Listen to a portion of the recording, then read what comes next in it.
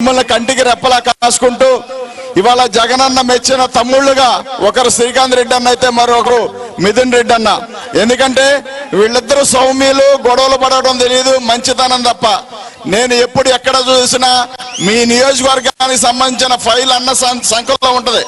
శ్రీకాంత్ అన్న సంఖ్యలో ఇట్లా ఫైల్ సంఖ్యలో పెట్టుకొని తిరుగుతూ ఉంటారు. ఏంటన్నంటే నియోజకవర్గంలో చిన్న సమస్య అని చెప్తా ఉంటారు. అనునిత్యం మీ గురించి ఆలోచించే వ్యక్తి మీకు దొరకడం అదృష్టం. అలాగనే జగనన్న కోసం కష్టపడేవాడు దొరకడం కూడా మరో అదృష్టంగా భావిస్తూ, జగనన్న పాలన వచ్చిన తర్వాత రాకముందు మనం ఒకసారి ఆలోచించుకోవాల్సిన అవసరం ఉంది. జగనన్న 4.5 సంవత్సరాల పాలనలో మనందరం కూడా సంక్షేమ పాలన అందుకుంటూ చాలా అద్భుతమైన పాలన మనం కొనసాగుతా ఉన్నాం. ఏ విధంగా అంటే ఇవాళ మన పిల్లలు చదువుకుంటా ఉన్నారు, మన పిల్లలు గొప్పగా ఇంగ్లీష్ మీడియం చదువుతా ఉన్నారు, మన పిల్లలు ఐక్యరాజ్య సమితిలో మాట్లాడుతూ ఉన్నారంటే అది ఖచ్చితంగా జగన్మోహన్ రెడ్డి గారి గొప్పతనం మాత్రమే. గత నాయకులు ఎవరూ మనకు అలాంటి మేలు చేయలేదు. అదే విధంగా గతంలో గవర్నమెంట్ స్కూల్కి వెళ్ళి చదువుకోవాలి అంటే పిల్లలు ఇబ్బంది పడేవాళ్ళు, టాయిలెట్స్ ఉండవు, శుభ్రంగా ఉండదు, సరైన టీచింగ్ ఉండదు అని చెప్పి. కానీ జగన్ అన్న వచ్చిన తర్వాత గవర్నమెంట్ స్కూల్లో కూడా బోర్డులు పెట్టి మా దగ్గర సీట్లు లేవనే పరిస్థితికి వచ్చాయి. గతంలో నారాయణ చైతన్య కాలేజీలకు మాత్రమే పెట్టాలి ఆ బోర్డులు, కానీ గవర్నమెంట్ స్కూళ్ళకు కూడా బోర్డులు పెడతా ఉన్నారంటే అది మొత్తం జగనన్న గొప్పతనం మాత్రమే. గత ఏ నాయకుడు చేయలేదు మనకు అలాంటి మేలు. ఒక్కసారి గమనించండి, ఒక్కసారి గమనించి మరి అదే విధంగా ఇవాళ మన పాలన కొనసాగుతా ఉన్న సందర్భం మనం గమనించాల్సిన అవసరం ఉంది. గతంలో మనకు ఏ అవసరం ఉన్నా ఎంఆర్ఓ ఆఫీస్ చుట్టూ తిరిగి మధ్యాహ్నం భోజనం అక్కడ పట్టుకొని కూర్చోవాల్సిన అవసరం ఉండేది. మధ్యాహ్నం భోజనం చేసి ఎంఆర్ఓ ఆఫీస్ కాడ మళ్ళీ పని ఉందని చెప్పి తిరగాల్సిన అవసరం ఉండేది. కానీ ఇవాళ అలాంటి బాధ లేదు. జగనన్న వచ్చిన తర్వాత మనకి వాలంటరీ వ్యవస్థ ఉంది. వాళ్ళందరూ వచ్చి మీ సమస్య ఏముంది, మీ సమస్య మేము వింటాం, మీ సమస్య ఏమున్నా మేము తీర్చడానికి ఉన్నామని చెప్పి వాలంటరీ వ్యవస్థను పెట్టి పాలనంతా కూడా మరి ఇంటికి పంపించిన వ్యక్తి జగన్మోహన్ రెడ్డి గారు. అదే విధంగా అవ్వాతాతలకు పెన్షన్ ఇచ్చే విషయంలో 1వ తారీఖు దాటకుండా పెన్షన్ ఇస్తా ఉన్నారు జగన్మోహన్ రెడ్డి గారు. అదే విధంగా ఈ నెలతో నెలకు 3,000 రూపాయలు, కంప్లీట్ గా 3,000 రూపాయలు చేసిన ఘనత కూడా జగన్ అన్నదే. ఎందుకంటే చాలా మంది పెద్దవాళ్ళు, వయసు మళ్ళీ వాళ్ళ కొడుకులు వదిలేసిన వాళ్ళు, కూతుళ్ళు వదిలేసిన వాళ్ళందరూ కూడా మాట్లాడే మాట ఏంటంటే, అరే నాయన మీరు చూడకపోయినా నా కొడుకున్నాడు, నాకు నెలకు 3,000 రూపాయలు పంపిస్తా ఉన్నాడు, అది ఇంటికే పంపిస్తా ఉన్నాడు అని చెప్పి జగన్మోహన్ రెడ్డి గారి గురించి చెప్తా ఉన్నారు. ఏనాడైనా చూసామా ఒక రాష్ట్ర ముఖ్యమంత్రిని మేనమామని, అన్నని, తమ్ముడని, కొడుకని మాట్లాడిన దాఖలాలు మనం ఎక్కడైనా చూసామా? లేదు. కానీ జగనన్న వచ్చిన తర్వాత కుటుంబ పాలన సాగుతా ఉంది. జగన్మోహన్ రెడ్డి గారు వచ్చిన తర్వాతే బాధ్యత గల పాలన సాగుతా ఉంది. అలాంటి తరుణంలో ఒక రైతు బాగున్నాడు, రైతు భరోసా తీసుకున్నారు, రైతు బాగున్నాడు, సమకాలీన వ్యవసాయం చేస్తా ఉన్నాడంటే రైతు భరోసా ఇవ్వడం వల్ల, అది జగన్మోహన్ రెడ్డి గారి వల్లే. ఇవాళ అమ్మఒడి అనే ఒక పథకం పెట్టి మన పిల్లలు ఇంగ్లీష్ మీడియం చదివిస్తా ఉన్న వ్యక్తి ఎవరు? ఈ రాష్ట్ర ముఖ్యమంత్రి గారు జగన్మోహన్ రెడ్డి గారు కాదా? ఒక్కసారి గమనించండి. ఇన్ని చేస్తా ఉంటే చంద్రబాబు నాయుడు వచ్చి అంటాడు ఈ రాష్ట్రం అప్పుల పాలైపోతా ఉంది, డబ్బులు మంచుతా ఉన్నారు అన్నాడు. కానీ చంద్రబాబు నాయుడు తెలుసుకోవాల్సింది ఏంటంటే, నీకు 14 సంవత్సరాల అవకాశం ఇస్తే ఏనాడైనా ఎవరికైనా పేదవాడి కడుపు నింపావంటే అది లేకపోగా ఇవాళ రాష్ట్రం అప్పుల పాలవుతా ఉందని చెప్పావు. నీ హయాంలో 2,70,000 కోట్ల రూపాయలు, 70,000 కోట్ల రూపాయలు అప్పులు తెచ్చి ఆ డబ్బులన్నీ కూడా పంచుకుతున్నాడు చంద్రబాబు నాయుడు జన్మభూమి కమిటీల ద్వారా. కానీ జగనన్న చేసిన పప్పు కానీ, వచ్చిన రూపాయి కానీ ప్రతి ఒక్క పేదవాడి అకౌంట్ లో డబ్బులు ఉన్నాయి. లెక్క చూసుకోవాల్సిన అవసరం ఎంతైనా ఉందో చూసుకోండి, కావాలంటే మీకు దమ్ము ధైర్యం ఉంటే. మేమిచ్చిన పథకాలన్నీ కూడా జనాల్లో ఉన్నాయి. చంద్రబాబు నాయుడు ఇచ్చిన పథకాలన్నీ కూడా పేపర్ల మీద, టీవీ యాడ్లో ఉన్నాయి తప్ప ఎక్కడా కూడా ప్రజలకు వచ్చిన దాఖలు లేవు. చంద్రబాబు నాయుడిని గుర్తు చేసుకోవాలంటే ఏం గుర్తు చేసుకోవాలి? 14 సంవత్సరాలు పాలించానని చెప్తాడు. 14 సంవత్సరాలు పాలించి ఏం చేసావా అంటే ఒక పథకం పేరు చెప్పంటే చెప్పలేడు. కానీ ఒక పథకం చెప్పగలం మనమైతే, అదేంటంటే ఎన్నుపాడు పథకం. అది రామారావుని పొడిచిన పథకం కాబట్టి అది రామారావుకి సంబంధించిన పథకం కింద మిగిలిపోయింది.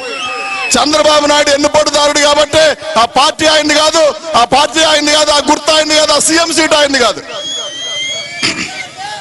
చంద్రబాబు నాయుడు బాధ్యత గల వ్యక్తిలాగా పాలించలేకపోతా ఉన్నాడంటే ఎందుకో తెలుసా కారణం?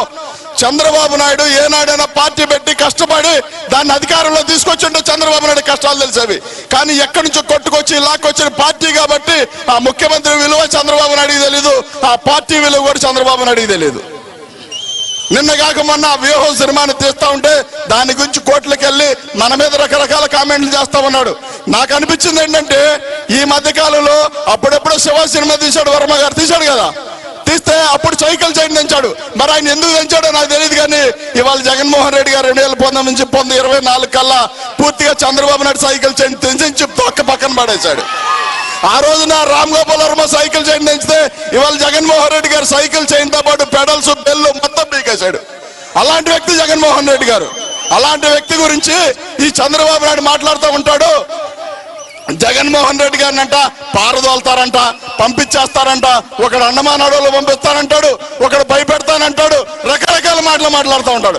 ఒక్క మాట చెప్పండి, జగన్మోహన్ రెడ్డి గారిని రాష్ట్రం మొత్తం మీద భయపెట్టే మగాడు పుట్టాడా? పుడతాడా? పుట్టడు. అలాంటి వాడిని లోకేష్ అంటాడు జగన్మోహన్ రెడ్డి గారికి భయం పరిచయం చేస్తాడంట. సన్నాసి ఢిల్లీలో ఒకానొక టైంలో దేశ ప్రధాని స్థాయి కలిగే వ్యక్తి, ఉక్కు మహిళ, దేశాన్ని మొత్తాన్ని గడగడలాడించే సోనియా గాంధీ ఇంటికి పిలిచి ఏమందంటే, నువ్వు ఓదార్పు యాత్ర ఆపాలి, ఆపకపోతే నీ ఎంత చూస్తారంటే పిచ్చిదే, నాకు ఫ్లైట్ టైం అయింది, నేను వెళ్తానని చాత్రం చేసుకో, దిక్కుండా గాడి చెప్పుకోమని చెప్పి వచ్చిన మొగాడు జగన్మోహన్ రెడ్డి గారు. అలాంటి అంటే భయపడతారండి ముండ్లందరూ కలిసి. ఎక్కడైనా సాధ్యమేనా? ఈ మధ్యకాలంలో తెలంగాణలో మన బిడ్డ పోటీ చేసింది, పేద బిడ్డ పోటీ చేసింది కదా, చేసిందా లేదా? చేస్తే ఆ అమ్మాయికి వచ్చి నన్ను ఓట్లు కూడా రాలి పవన్ కళ్యాణ్కి, ఆ పిల్లకి వచ్చి నన్ను ఓట్లు రాలి పవన్ కళ్యాణ్కి. ఒక దళిత బిడ్డ, ఒక సామాన్యురాలు పోటీ చేస్తే ఆ అమ్మాయికి వచ్చి నన్ను ఓట్లు మీకు రాకపోతే ఈ రాష్ట్రంలో 151 సీటు, 22 మంది ఎంపీలు, రాజ్యసభ సభ్యులు, ఇంత మందిని పెట్టుకుని జగన్మోహన్ రెడ్డి గారిని ఎలా ఓడిస్తారా ముండలారు మీరందరూ కలిసి? మీకు చేతన పడేది, మీకు చేతన అవుతుంది. జగన్మోహన్ రెడ్డి గారు జనాల్లో ఉన్నారు, మీకులాగా పేపర్ యాడ్లో, టీవీ యాడ్లో, డబ్బుల్లో లేడు జగన్మోహన్ రెడ్డి గారు. జగన్మోహన్ రెడ్డి గారు జనాల్లో ఉన్నారు కాబట్టి ప్రతి మహిళకి అన్నగా, తమ్ముడుగా, మరి దగ్గరుండి వాళ్ళ ప్రేమాప్యాతలు పొందుతూ వాళ్ళకి మేలు చేస్తా ఉన్నాడు జగన్మోహన్ రెడ్డి గారు. అలాంటి వ్యక్తిని ఓడించాలంటే ఫస్ట్ మా అందరినీ దాటుకొని వెళ్ళాలి. చంద్రబాబు నాయుడు కావచ్చు, లోకేష్ కావచ్చు, అదే విధంగా పవన్ కళ్యాణ్ కావచ్చు. అదిగాక పవన్ కళ్యాణ్ అనే వ్యక్తికి ఒక పార్టీ సింబల్ గతంలో ఎప్పుడో వచ్చింది పాపం. వస్తే వాళ్ళ అన్నగారి గతంలో ఏ పార్టీ, వాళ్ళ అన్నగారికి ప్రజారాజ్యం రైలు ఇంజిన్ వచ్చింది. రైలు ఇంజినే కదా ఆయనకు వచ్చింది. రైలు ఇంజిన్ వస్తే ఆయన గ్లాస్ గుర్తు వచ్చింది.